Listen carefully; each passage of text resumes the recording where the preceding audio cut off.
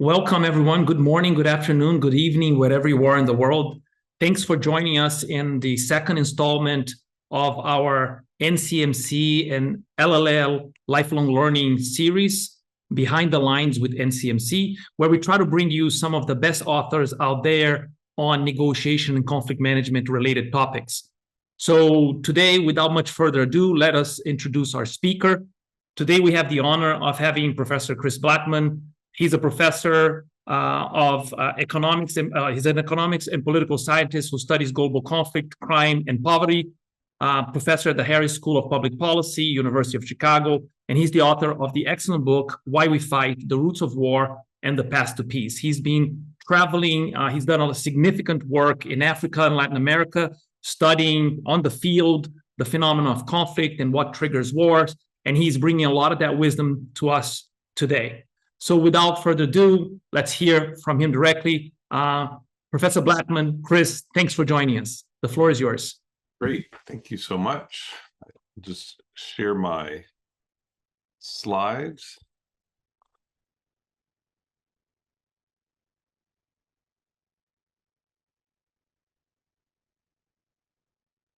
Okay, it's nice to be here today and look forward to your questions. So this is a book. This really isn't a book about my ideas. This is a book born out of frustration that there were so many things I'd learned in my career, not just from my own disciplines, economics and political science, but from sociology and anthropology and evolutionary science and psychology, but also these hard-won lessons from practitioners and policymakers and statesmen and stateswomen. And I think a lot of those ideas, I think the most important weren't out there, and I think they weren't synthesized very well. There was a war for every reason and a reason for every war.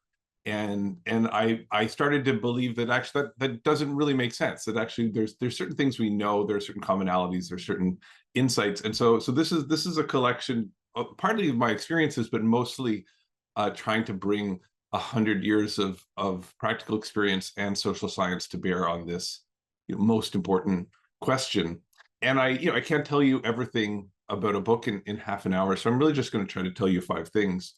And the first thing I always point out is actually most of the time we don't fight, or as I like to say, enemies prefer to loathe one another in peace. And that's hard to remember. We live in a world. I mean, it sounds that many of the people on this call are, deal every day with conflict. But then we open the newspaper and we see what's this long persistent conflict in Gaza. We see this long persistent brutal invasion of Ukraine by Russia, and civil wars now reaching their global peak. And so why would I say this? Well, the thing is that peace is actually breaking out every day amongst most rivals. We just don't pay attention to it. We don't write articles about all the times that peace breaks out, with rare exception.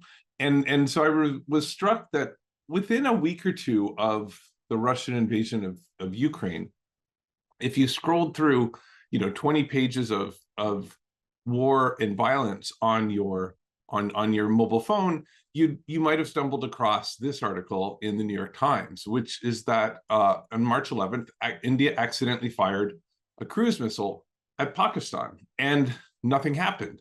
Neither side wanted to have a conflict, and so that day peace broke out, just as these two intense, deep, long-standing rivals. Peace breaks out and has broken out most days for most of the last 50 years. And this is true, and this seems to be true much more generally. If we think about Israel's and Palestine, this is a graph from the Economist that goes just up to 2021. But what it points out is that most years, and this is actually a conflict that this graph could have stretched back another 80 years, because that's the length of this contest and this rivalry. And most of those years have been relatively peaceful. And so the number of years of actually intense warfare are relatively rare. And most of the times when there have been fatalities and there has been intense conflict, it's typically only been 1 or 2 or 3 weeks long. And so this long, sustained violence that we're seeing in Gaza is actually quite exceptional. And so, what's the consequence of this? By focusing on the conflicts that happen, which is obviously important, we're a little bit like doctors who only see the sick. Now, we want doctors to focus on the sick. And so it makes complete sense for us to focus so heavily on the conflicts that happen. But imagine if you were a doctor that somehow forgot that the normal state of human health was to be healthy. And actually that you tended to only, diagnose, sick person after sick person after sick person without ever really understanding what it is that makes people healthy. And if we did that, we would have a terrible system of medicine. Unfortunately, doctors don't do that at all. And medical school is not about that at all. But that's actually not often how we think about conflict generally, or even how we're taught about conflict through specialists. And I think if you compare all of the times that, and if you try to understand what it is, what's the fundamental reason that most of the time we don't fight, the answer is very simple. It's because it's horrifically costly, right? It's horrifically costly for Israel and Palestinians to engage in a long, drawn-out conflict. It's horrifically costly for countries like Russia to invade Ukraine. It's horrifically costly for any conflict to be sustained at any level. And this idea this is the fundamental incentive for compromise. And in political science and economics, this is sometimes called the Coase theorem. Going back to Ronald Coase, who's an economist here at our law school at the University of Chicago, who was brought into the realm of understanding conflicts and conflict theory by a game theorist at Stanford named Jim Fearon. But there's a very simple, it's a game theoretic logic, but it's almost an arithmetic logic. It's an intuitive logic. And it says, look, suppose you have two adversaries competing over something. It could be a territory, it could be an issue space, it could be for control of a party or a country. And in this example, I suppose they're roughly evenly matched, which is to say, if they were to fight, they would each have a roughly 50% chance of winning that entire territory, or winning completely on that issue. Well, they have two choices. On the one hand, they can split the difference. They can basically split that territory or split that issue space in approximate proportion to their ability to burn the house down, to their ability to win a fight. Or they can fight, and they can essentially flip a coin to see who wins, but who wins a damaged pie, because that war is going to be costly. And the fact is there's virtually always a settlement. There's virtually always some splitting of the difference that, at least in expectation, is better for both sides than for war. And it's because of those costs of conflict, right? It's because of that wedge, that cost of conflict, that part of the pie that you damage or destroy is like a peace dividend that both sides get to split if they decide not to fight. And this is that fundamental incentive for compromise. And it's why 9 times out of 10, or maybe 99 times out of 100, bitter rivals choose to loathe one another in peace. This was even true for Vladimir Putin and Ukraine for 20 years. We all, of course, pay attention to the 2022 invasion, but Vladimir Putin was attempting to grab his share of the pie through essentially every other means possible, from dark money to influencing elections to poisonings to on and on and on and on. War was fundamentally a last resort for achieving his objectives. And indeed, if we think about Russia's larger role in the region, right, it has achieved many of its aims, or sought to achieve its aims and its interests, primarily through these other political and economic and other tactics, without resorting to open violence. And so Ukraine really is the exception rather than the rule. And I said, but of course, I didn't write a book called, Why We Don't Fight, right? Because obviously we do, and this is the important thing to explain. And essentially, like I said, there's a reason for every war and a war for every reason, but basically it all boils down to the fact that we fight for one reason. We fight when groups are either ignore or are willing to pay these costs. And in the book, I outlined that essentially, there's 5 major logics in which this happens, right? There really are thousands and thousands of reasons for war, but each one of those reasons tends to boil down to one way or another in which we forget these costs. And in sort of the vernacular, in sort of normal language, I think we could say this happens when leaders are unaccountable for the costs, when leaders or groups are ideologically committed to a particular objective that causes them to ignore the costs, when we are biased and we essentially misperceive or we don't properly evaluate the costs and the risks and the probabilities.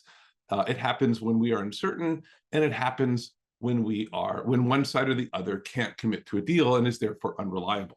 And in the language of social science, we would call these agency problems, non-standard preferences, persistently erroneous beliefs, asymmetric information, and commitment problems.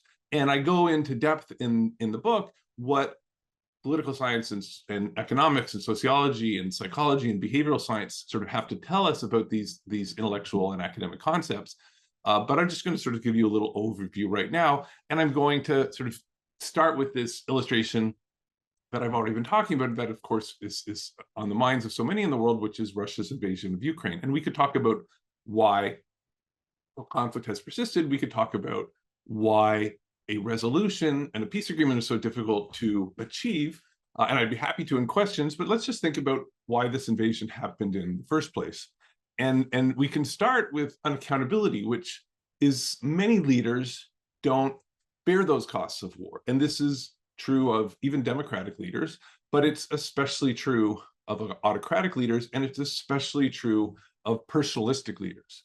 And so not only might a personalist autocrat like Vladimir Putin not internalize all of those costs to his country and to his group, but many leaders have a private incentive to wage a war, or once they start a war, to continue fighting it because they think that it's essential to their grip on power. So if I principally care not about the welfare of my group, but of the welfare of my cabal or of my political regime, then this is going to actually mean I ignore many of those costs of war, at least, meaning I'm less likely to try to avoid it. But if I have a private incentive, if I see my political future as tied to this conflict and tied to victory, then I may actually have an incentive to start it.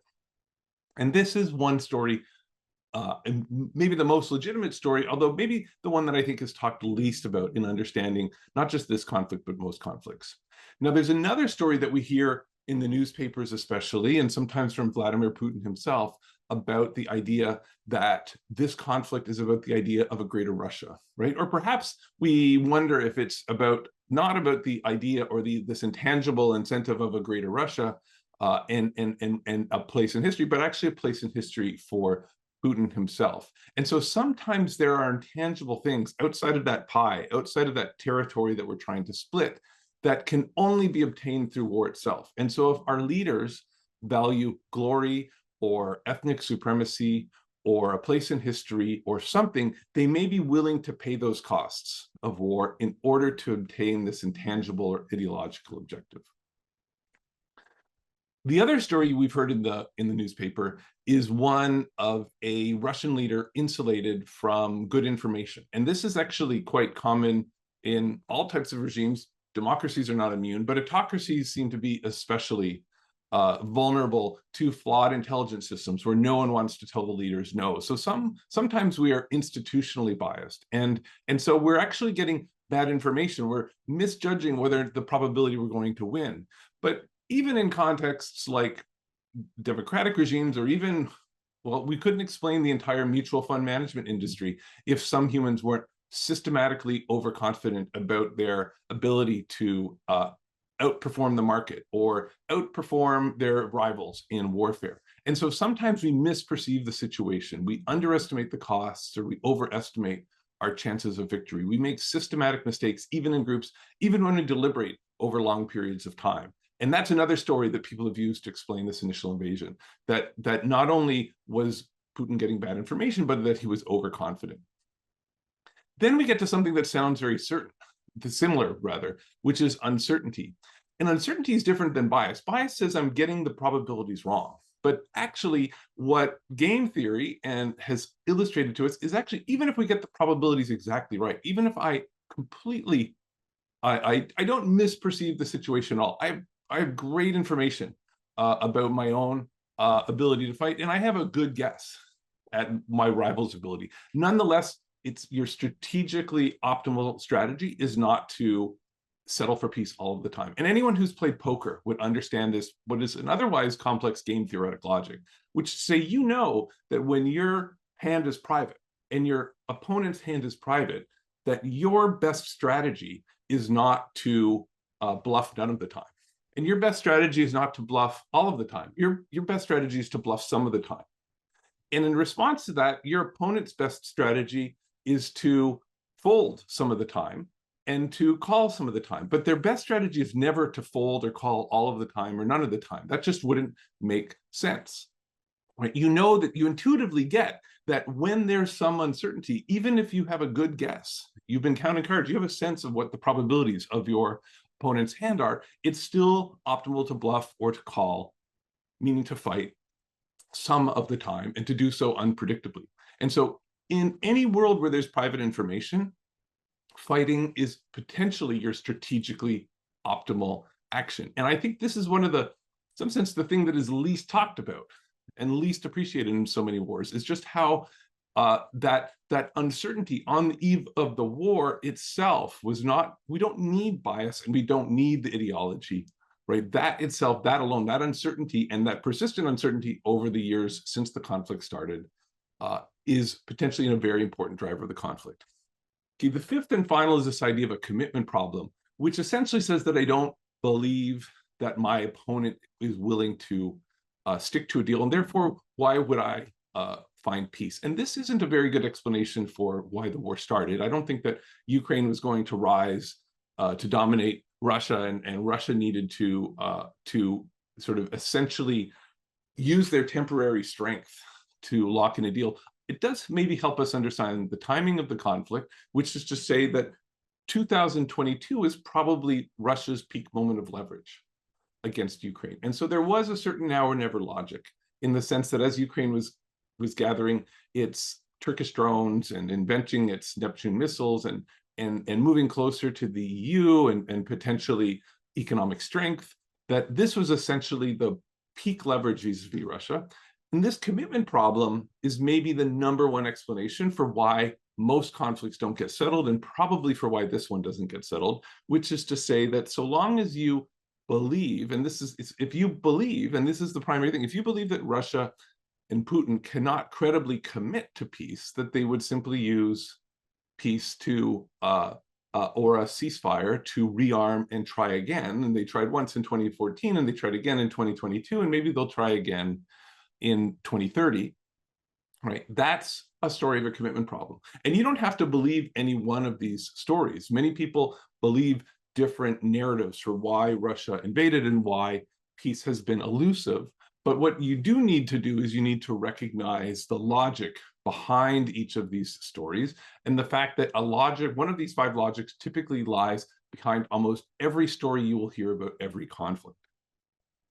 And I don't actually work at the level of Russia and Ukraine. I work on alternative dispute resolution as it relates to ethnic conflict between villages. I work on disputes in labor courts and family courts in Mexico. I work on disputes between gangs. I work on disputes between religious groups and so forth. And what I found is these five explanations just don't apply to the world of international relations, but actually apply to all levels of conflict. And a good example is some of my work that I started when I moved here to Chicago, because when you move to Chicago, people say, why do you study violence over there? We have a violence problem here. And I found myself drawn in to an effort to try to understand why some young men are shooting other young men. And that's the situation that we have here in Chicago. We have about 500 or 600 very small, maybe 3 to 10 person armed groups, informal, fractured, fragmented armed groups that we call gangs. And not all members, but a relatively small proportion of those gang members are shooting one another. And so we essentially have a system of targeted assassinations and feuds that has this tremendous cost for the city. So why is this happening? And essentially, you'll hear 3 reasons, or rather, that's not true. You'll hear 2 reasons, and I want to introduce a third that if you sort of listen carefully, you'll see.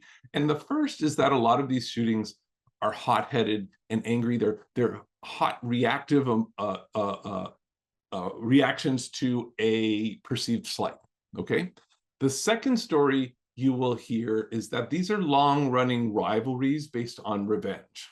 So one of the groups that I've spent some time with was called Johnny Mob. And Johnny was the name of the former leader who had been killed. And their rivalry was with Danny Mob, several blocks away. And Danny Mob was named for Danny, who was a brother and cousin and a friend to most of the members, right? And so the whole identity of the group was in some sense based around revenge, all right? And then the third story I heard, I remember talking to a member of Johnny Mob, and he sort of, he said, well, actually, how I really became a killer was that somebody robbed me. I was just trying to sell my drugs, and someone from that group robbed me. And I realized I had a choice that if I didn't do something about that, I was going to look weak. And so I had to show people that I was strong. Otherwise, it would be open season on me. And essentially what we see here is essentially the 3 stories I've just told you correspond to these 3 logics I've just mentioned. The idea that we act rashly, that we underestimate the enemy, that we're actually not calculating, and we're making some of these decisions poorly, and it's a mistake, is one of the many types of biases that leads us to conflict, that leads us to essentially if we go back to those 2 pies that we get to choose between, makes us choose the wrong one, right? The idea that fighting is a way to exact revenge, right? That this is intrinsically valuable in itself, that I want to keep fighting merely to achieve vengeance, is a kind of an intangible or ideological incentive, right? It's to say that actually fighting delivers something that peace and settlement cannot, and therefore I'm willing to pay some costs of conflict. But I think the more powerful reason, and maybe the more likely reason for gang warfare, not just in Chicago, but in many of the cities I've worked, is this need for reputation. And you only need reputation in a situation of uncertainty, right? This idea that I need to signal that I'm strong, and I need to do so by committing violence, is an example of, it's something that can only happen in uncertainty. And you don't need to be biased, and you don't need to be vengeant in order to recognize that your optimal strategy when you live in a dangerous neighborhood is to signal that by convincing people you are strong. Okay, and many people and when I said like these 3 logics apply to all levels of conflict, I really mean it, because I think you can use the exact same 3 to understand the US invasion and continued conflict in Afghanistan. So yes, there were accusations, somewhat justified, that the Bush White House was biased, that there were intelligence failures, that it was a mix of hot reactive emotion, but it was also a mix of wanting to tell policymakers what they wanted to hear, that led to a level of overconfidence and intelligence failures that led to not just an invasion, but a failure to sort of recognize what they were up against. Second, there was obviously a motive for vengeance on the part of Americans at large, and in the White House in particular, that motivated that initial intervention. And like gangs, most people stop there. And I think they stop before considering the most important reason, which is the idea of reputation, which is the need in a world, in a dangerous world with many enemies, with many, many potential terror groups, with many potential states that would harbor those terror groups, the need to send a message that this is not going to be tolerated and that this will be extremely costly in order to avoid it happening again, to demonstrate your strength. And not just to demonstrate your strength by invading, but when things get tough in the middle here, all right, when things get tough, you don't walk away, you double down and you stay and you stay and you stay in order to demonstrate your commitment and just how painful it will be for any other adversary that chooses to commit such an act on American soil. Because, and the way I think we can understand that this was true is at any given moment over these 20 years, American generals were not wondering whether they should leave because what would the Taliban think? Or what would Al-Qaeda think? They were saying, what would ISIS think? What would China think? What would Russia think? What would Pakistan think? What message would we be sending to the world if we don't invade or if we walk away when the going gets tough? This was an exercise in the construction of American reputation as much as it was an exercise in vengeance or a misjudgment. It's very easy, I think, to miss these strategic roots of violence. I think that the psychological drivers of violence are so important. These ideas of biases and these intangibles or these ideological elements, I think they're so important that we that I base in some sense my research around them, in part because I have to convince economists and political scientists of their import. But for everybody else on the planet, I think it's very easy to miss the role of this lack of accountability, the role of uncertainty, and the role of commitment problems, which are more subtle and are what we'd call games theoretic, or in other words, strategic. And a good example of this is how we attribute so many ethnic conflicts and religious conflicts and so forth, whether it's the genocide in Rwanda or the war in Northern Ireland, to an unwillingness to compromise on principles or territory, the idea that different sides, potentially it's Israel and Palestine, have very different conceptions of what is a fair distribution that are almost irreconcilable, that there's a deep-seated antipathy for the opposing group. But let's think about other instances, right? That's a perfect example of say, an ethnic conflict like we saw in Serbia. Well, actually, and in Kosovo. So that was a conflict like so many other genocides and ethnic cleansings, which people really sort of saw as ideological. But actually, if you dig just a little deeper, why did NATO bomb in 1999? Well, the Kosovo Liberation Army essentially realized, right, that they needed to do was they needed to they actually recognized that they needed to actually manufacture this perception, right? They needed to actually try to provoke the Serbians. They basically morphed over the 1990s from an established terror group, from an established and conventional insurgent group into a terrorist organization that would conduct grotesque and violent and sensational acts against Serbs. Why? In order to provoke a Serbian invasion and a Serbian repression of Kosovars. And they did so gambling that this would compel Europe and the US and NATO at large to intervene, and they gambled correctly. Likewise, if you think about Northern Ireland, right? This is the classic strategy of most insurgents groups. Let's transform ourselves into terror groups to think very carefully in order to essentially provoke the larger enemy into something so grotesque and so disproportionate that it's actually going to garner sympathy and recruitment for ourselves. And so this is a leader of the IRA saying we were creating this idea that the British state is not your friend, and that at every twist in the road, the British were compounding what we were saying. They were doing what we're saying, fulfilling all of the propaganda. And so I think this is a very important way to sort of think about the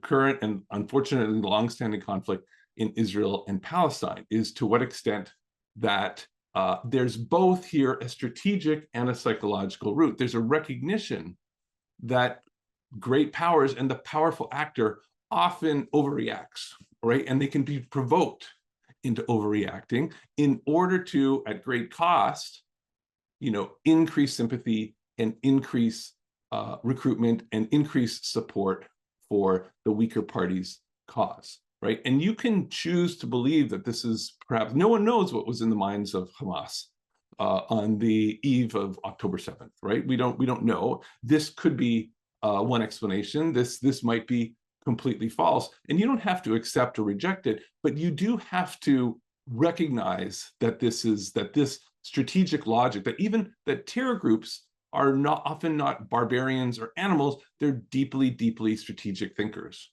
right? And you need to at least consider and weigh this possibility. And if not, you're going to misdiagnose, and if you're on the stronger side, react poorly.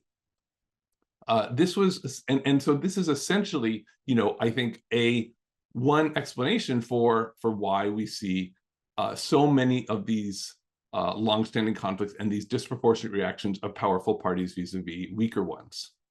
The other one I want to point out, recognizing that I'm limiting time, is essentially like we want to sort of understand, like, again, it's tempting to sort of attribute terrorism to ideology and to bias, but I think it's also important to think about that often country leaders, right, whether it is even democratic leaders, Netanyahu is often portrayed as someone who is insufficiently checked and is pursuing private political interests, right?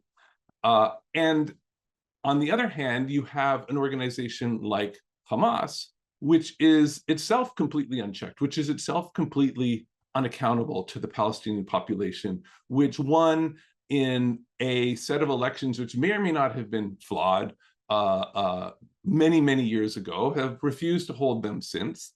And by all evidence, we're not particularly popular. As it happens, the Arab Barometer, which is an annual survey that's been conducted every year for years and years, happened to be conducted in the week prior to October 7th in the West Bank and Gaza. And Gazans, maybe 800 Gazans, happened to answer a phone survey between, I believe, October 1st and October 6th on how much trust do you have in the Hamas-led government. And what you can see is that actually the vast majority of Gazans actually had very little trust in Hamas-led government, that there was an increasing level of protest, that this was not a legitimate regime, that people were unhappy with the economic conditions, with the corruption, with the inability to find some kind of settlement. And so you can also think of what was done on October 7th and subsequently as something in which a set of unchecked leaders are essentially trying to hold onto power, right? And this is a charge that I think we can levy on, to some degree, on both sides of this conflict. And this is a conflict that perhaps, so once again, this is less about the ideology or the religious fervor of Israeli politicians or Palestinian politicians and leaders, but perhaps a calculated gamble, not just for their reputation and not just for how to provoke their enemy into something rash, but how to hold on to power for themselves.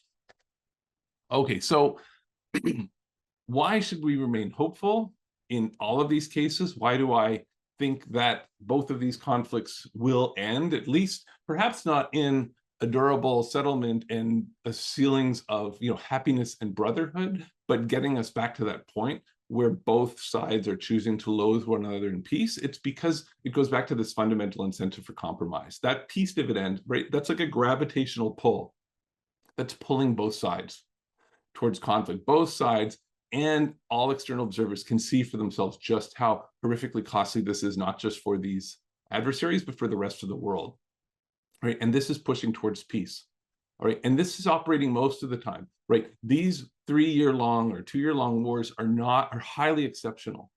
Over the last 100 years, when war has broken out, which is a minority of the time, more than half of those wars have been less than 3 months long. And so in both of these cases, which draw so much of our attention, these 3-year-long conflicts, we're now in the tail, we're in the highly upper tail, the 1% of the highly unusual set of conflicts, right? And nonetheless, in all of these cases, the wars that never break out, the wars that are 1 day long or 1 week long or 3 months long or 2 years long, that cost of war is this gravitational pull towards peace. If I had another 15 or 20 minutes, which I do not, I could talk a little bit more about how essentially every solution we have for conflict, potentially many of the tools you yourselves use in your everyday work on conflict resolution are essentially trying to roll one or more of these 5 reasons back. They're trying to reduce uncertainty. They're trying to find clever ways to get commitment and to make reliable, durable agreements, to reduce the emotional biases, the misperceptions, the overconfidence, the institutional biases that are leading us to misperceive war, that are working to find different narratives and counter our intangible and ideological incentives, and to sort of make people accountable and make leaders and deciders accountable for the decisions that they're making to keep at their court case or keep at their dispute or keep at their conflict with their rival. I'm going to pause there so we can move to questions, and I hope you'll consider buying the book. Thank you. Super. Thank you, Chris. And let me double down on that. I hope you do buy the book. It's an excellent read, and it builds upon the framework and a lot of real life stories that Professor Blattman worked on. So I actually had a couple of questions prepared, and I think actually one of them is pretty similar to something I have here in the group. So the question goes, can we apply your analysis in a simpler conflict, let's say among 2 people groups at the workplace or at home? Sorry, something jumped here on my screen. Yeah, or at school. In other words, how do we use those 5 logics in our day-to-day conflict management and negotiations? Sure. I mean, this is part of my own agenda. What I'm working on now is answering that exact question. So I like to, you can't run a controlled experiment with Russia and Ukraine, but you can run controlled experiments, which is a lot of my research in these smaller settings. So, for example, I'm starting to work in Mexican labor and family courts. A colleague of mine it started with a colleague of mine who essentially was working between. So in Mexico, if you're dismissed as an employee, the law is written in such a way that it looks like you can get a terrifically large settlement from your employer. Now, traditionally, the way courts have interpreted that, however, is to actually give relatively modest settlements. But it would be very easy to misunderstand that. Now, if you go to a public lawyer, which the majority of people do, the public lawyer who does not get paid to go to court will tell you what you deserve. They'll basically say you should settle for this modest amount. If you go to a private lawyer who gets fees, who has a private incentive to go to court, that's how they get paid. They won't tell you that. They will go to court. You'll still get a poor settlement, but the lawyer will make out and will probably get a lot of that. So what have I just described? Well, I've described an information asymmetry, uncertainty. So one side, which are the employees, have private information. So the employers know, the lawyers know, but the average dismissed employee does not know. But more importantly, I've identified an agency problem, an unchecked leader or decision maker who is the private lawyer, who has a private incentive to go to fight. Because the legal theory and the idea of dispute resolution or courts is essentially just the same. Going to court is costly. Having a long sustained dispute inside or out of court is costly for both sides. It makes sense to settle. So the logic is exactly the same. And we don't go to court because of an agency problem and an information asymmetry. And so this, and they ran this as an experiment where they give this information about the likelihood of a great settlement. They give it to the employers. Doesn't matter. They give it to the private lawyer. Doesn't matter. He already knew. They give it to the public lawyer. Doesn't matter. They already knew. They give it to the person going to the public lawyer. Doesn't matter because they were told. They give it to the person going to the private lawyer. All of a sudden, settlements jump. Okay, and so they also show that you can solve these problems by reducing that information asymmetry. Potentially, you could try to tackle the agency problem itself and change lawyer incentives. What we're doing is, I'm now interested in all of the reasons, but some people didn't believe that advice. They were still overconfident. So I think we actually have a chance to go in there and study some of these behavioral roots. So things still fall apart in labor court, and they definitely fall apart in family court for lots of these behavioral biases and lots of these sorts of desires for revenge. And so I think our plan is to go in and to sort of illustrate both how you get breakdowns in negotiation bargaining because of these things, but then to sort of think about what are the small institutional changes, what are the small exercises. It might be as simple as perspective taking that will enable you to overcome these biases, and to sort of show how really common negotiation tactics like perspective taking, right, or like trying to, well, you guys can think of the 12 different negotiation tactics you might employ are actually a solution to one of these problems. Super. And just adding on, like, so a lot of mediators anecdotally heard and apply in their day-to-day, helping the parties on a caucus to say, well, I think that if it goes to court, your odds of winning are, and so trying to break that information asymmetry and hopefully nudge people more towards. So it's interesting that you're looking into that in a more empirical way. That's fascinating. Let me just, for the audience, remind you that I'm going to be sorting questions based on how many thumbs up they get, so as to see which ones are upvoted and more desirable for us to answer in our limited time. So let me encourage you to jump into the Q&A. And if you don't have a question of your own, at least vote for the ones you would like to hear more the answer to. With that, then, I'm going to take on what I have here as the number one, which is they basically repeat your 5 logics and says that's exactly what Trump administration is doing. So is there 100% likelihood that the USA will attack Greenland and the EU? Right, and I also see Canada. Well, I'm Canadian originally and a naturalized American. Okay, I would say a few things. One is actually maybe so far we will see in words and perhaps in deed, Trump actually compared to all recent US presidents, certainly since Reagan, is perhaps the one who is the most averse to international warfare. And has campaigned on and has in some ways tried to fulfill, basically saying that these are very costly and we have no business getting involved. Yeah. And so it's actually worth pointing out that this we will see, right, there, despite all the bluff and the maybe the negotiation tactics on his side, I would actually put my money on Trump being the least likely to invade other countries compared to our previous 5 presidents, all of whom have done so with, gleeful abandon, it seems. I would also say, there's certainly been an attempt so far to make the presidency less checked. I can say, speaking as someone, and that should be concerning for many of us. But I think what we're seeing right now and what we'll see more of over the next few months are institutional checks and balances coming into play and restraining many of Trump's attempts to do things, right? And I think they would also restrain potentially his interest in making war, which actually I don't think he will do. Essentially, you could actually make an argument, as I have, that, and as a colleague of mine has, who's a specialist on the presidency, the United States is the most checked and balanced country on the planet, and its fundamental problem is that an executive is incapable of doing anything. A Canadian prime minister comes in with a parliamentary majority, and he can or she can make an enormous number of changes, right? And it's actually the inability to make any change in the brokenness of American government that is actually one of the serious concerns. So I have this very unpopular view, despite not being a Trump supporter, but I still actually think the presidency in the United States should be more powerful.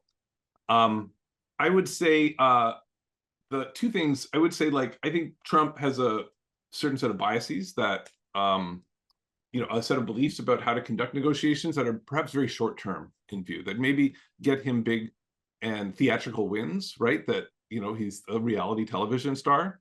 But perhaps they're not in the interests of his party or his movement or him in the very long run, but he has a 4-year horizon. And so that's partly how I interpret his negotiation strategy. For the rest of us, I say, what's one of the number 1 biases? I didn't talk about it. One of the number 1 biases is the tendency to demonize and misunderstand our adversary. And I think there's just a tremendous amount of demonization and misunderstanding. I think that if people had better information and thought about this more carefully, they would still dislike. If they dislike Trump now, I think they would continue to dislike him. I think they would dislike him and what he's doing for different reasons that have to do. I think he's actually very, very good. He's like a magician who's distracting you with one hand, right, while doing something with the other hand, right? And all of us are basically being trolled, right? Because he's very expert, and he's doing this over here and this over here, more quietly. And because of our own biases and capabilities for misperceptions, we're missing it. Yeah. Well, thank you. And for all it's worth, I do agree with your view that I think he's less likely to engage in any kind of war or break down negotiations. He trusts negotiations too much in his own ability to negotiate, to jump out of it and then go to a channel that he's not as an expert on as he is, or at least believes is in negotiation. For that matter, then I'm putting the final touches on my article with my co-author, Rodrigo Gouveia, on how to negotiate with Trump and win. So hopefully it'll be coming out soon.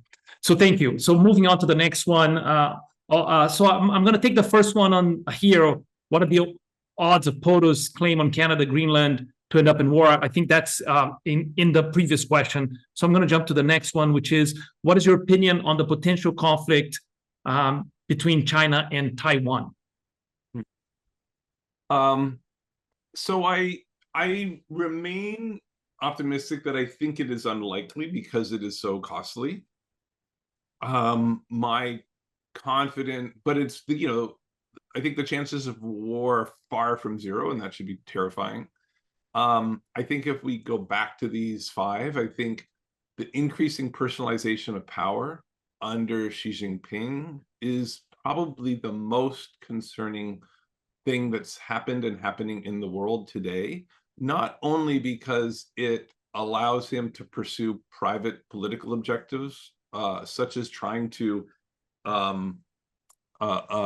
annex Taiwan or use some other aggressive action to bring it back into the fold. But it also potentially, I don't think we know, the circle is very close. He seems, and many Chinese seem to have an ideological attachment to the reunification, whether that's political rhetoric or whether that is true. It would certainly be the case that a less checked and balanced leader is able to pursue those ideological objectives.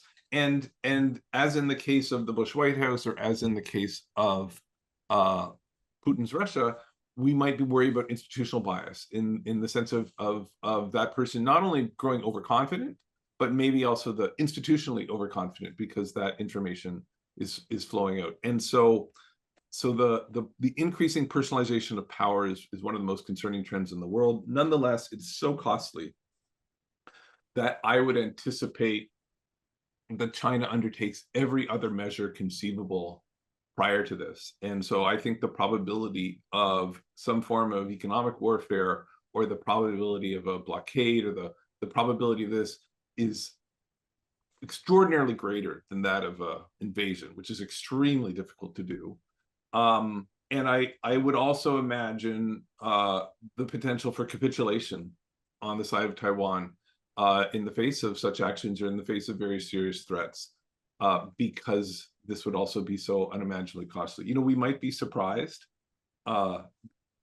internationally. The Taiwanese might even surprise themselves. I think this was demonstrated in Ukraine, but the times when the Ukrainians of the world stand up and fight for liberty on principle, and don't make a deal, are actually exceptional, right? That's not the norm, and you may find that unfortunate or not. And there's sort of a liberty-loving principle, right? The entire United States is founded on the irrational and ideological actions of a small group of revolutionaries who took on a great power and happened to win. And so Americans are very sympathetic to this, but we'd be fooling ourselves if we thought this was the rule rather than the exception. Thank you. So let's move on to another hot zone. So if you were trying to mediate Israel-Palestine, what would you do? Well, I'm very glad that's not my job.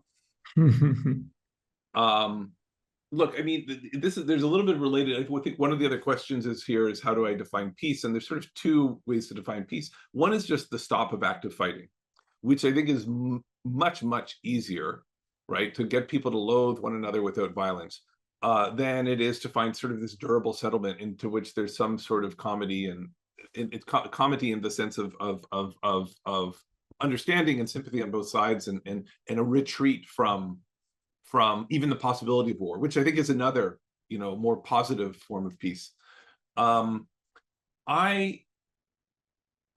think that mediation I think that a negotiated settlement is extremely difficult from my inexpert view, because of the leadership on both sides.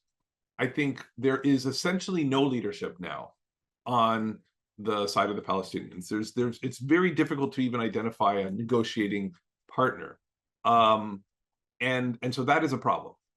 And on the Israeli side, the prime minister has made a alliance with extremists in order to hold on to political power, and potentially in order to avoid jail, and that's proven very intractable. Right. And so I don't know if there's actually any possibility of a settlement unless the Israelis and the international community allows a set of leaders whom they probably will not like very much to form, and if the current regime stays in place on the Israeli side. And so I would be pushing for political processes on both sides that allow for Israelis and Palestinians to have a say in their leadership. And I happen to think that there is not, by no means a certainty, but a very good chance that one would get better leaders through such a process. Yeah, well, let's hope. Thank you. And so I think we have time for one more. The next one here on my list then is escalating tariffs is a type of fighting, not physical, but soft rivalry. How to contain and manage this geopolitical and economic issue.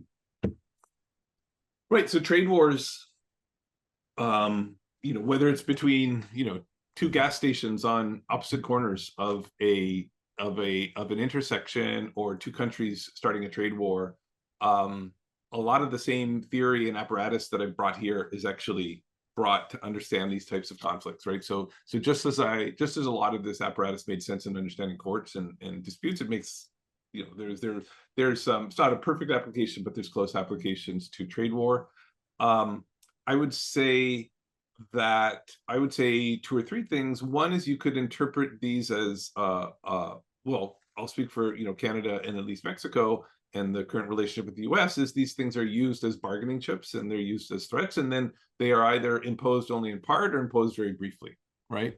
I would also say they are being used to sort of signal a particular amount of resolve and strength, right? And so potentially it's an exercise in reputation building, that there's a desire, that there's a desire by the United States to say, hey, Canada, you have been relatively weak and mismanaged and growing, and your economy has not been doing as well as ours for several decades, and yet the existing distribution remains in place. You're actually not in a position, you don't deserve the deal that you received in 1990, and we're going to renegotiate that deal, and we're going to illustrate to you, because you don't realize it, that you're weaker than you think.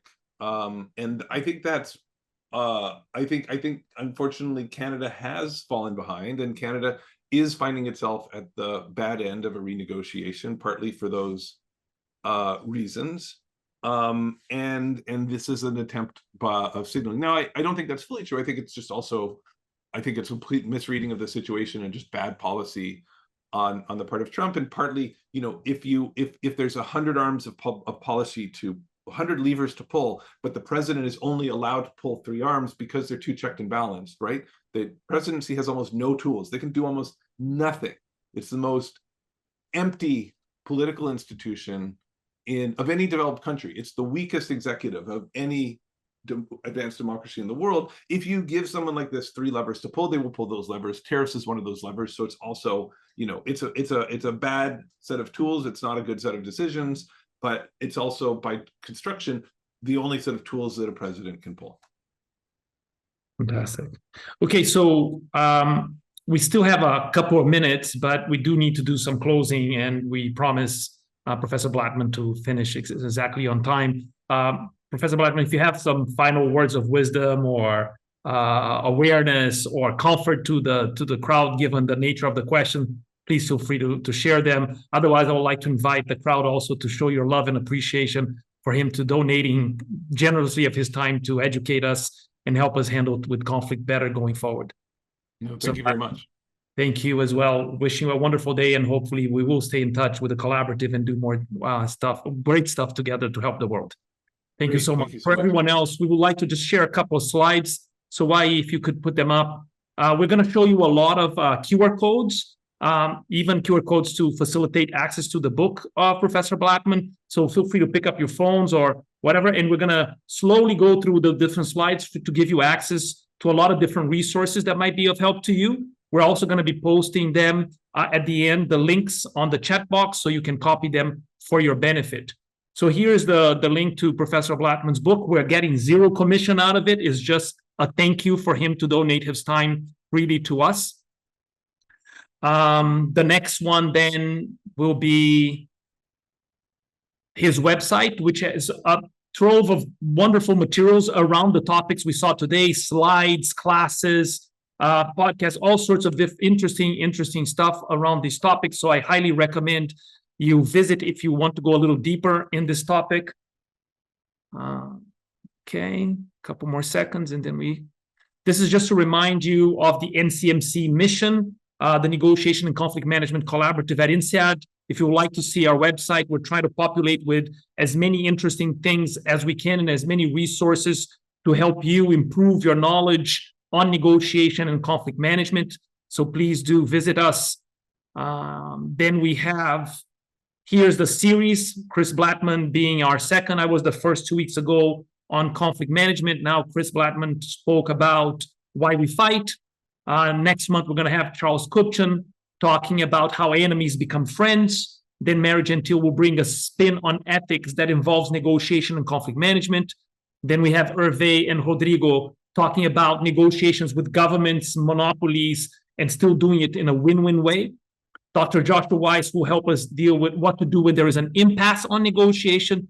And Dr. Adam Kahane will actually help us understand how scenario planning and other such strategic tools can help us make better negotiation decisions. And unfortunately, not there, but we just got the news yesterday that Dr. Huda Abadi will be speaking to us as well, hopefully still this year, on how Islamic principles and modern peace-building principles can come together and converge to facilitate peace-building efforts in Muslim communities.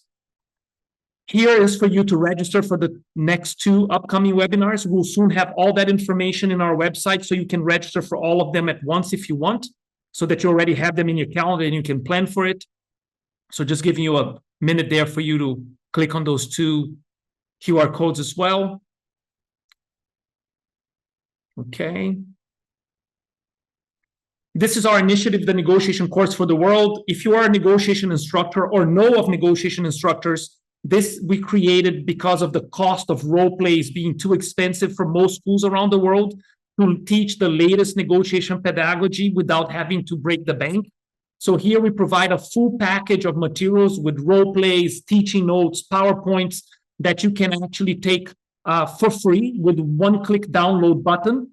And the whole material is yours, Creative Commons license. You can use as you want. You can copy, you can edit, you can rebrand, up to you. This is our small contribution to distribute good negotiation and conflict management teaching around the world.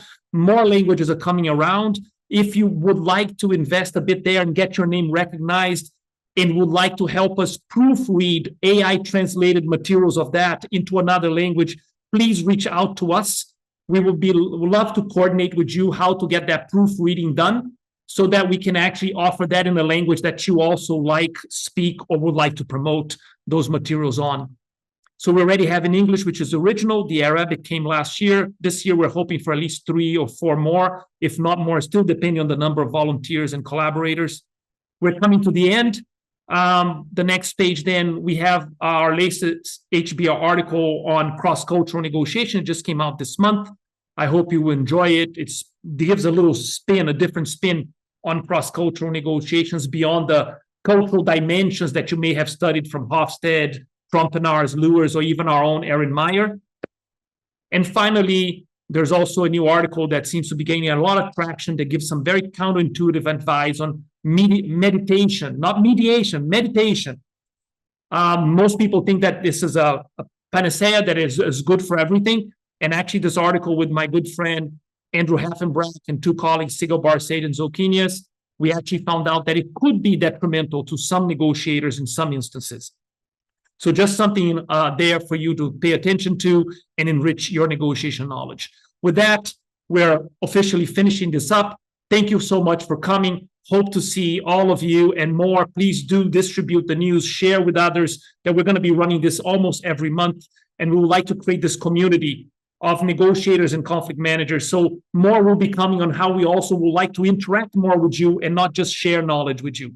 But that's still in the works. There's a lot of things in the pipeline. We just hope that we will create this strong community and help negotiate and conflict manage for peace and value around the world. Thank you once again, and have a wonderful day.